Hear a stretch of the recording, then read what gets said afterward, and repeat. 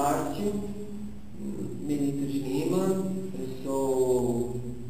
Hoje em dia eu sou empresário no ramo educacional. Sou formado em letras, tradutor e intérprete.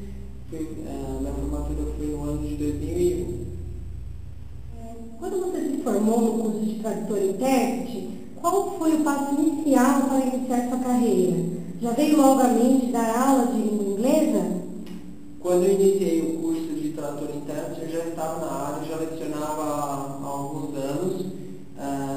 Por isso, foi um dos motivos que eu optei pelo curso de tradutor e intérprete, porque eu sabia que eu teria um ensino mais voltado à língua inglesa.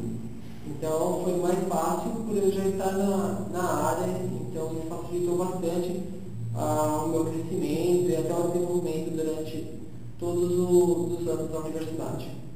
Ok. Você enfrentou muitas dificuldades durante o início da sua carreira profissional? Na verdade, foi muito fácil. Você gosta do que faz hoje? Claro, gosto bastante. Hoje em dia, eu e meu sócio, nós temos 3 escolas no ramo educacional, uma só de idiomas e as outras com idioma em informática, cursos profissionalizantes. E encontrei na escola uma forma de crescimento, tanto pessoal como profissional, e uma forma de desenvolver todas as habilidades que eu tinha conquistado no curso de tradutor e intérprete e em outros que eu fiz durante o período que eu estudei na universidade.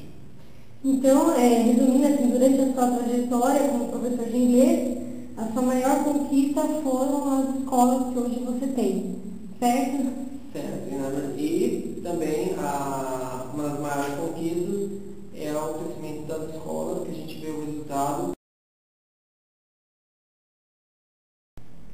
What I can say that this course has changed my life completely, and success depends on you. So if you don't do your best, you won't get it. So there's an expression we said, no pain, no gain. So give your best, and I'm sure you will achieve your goals.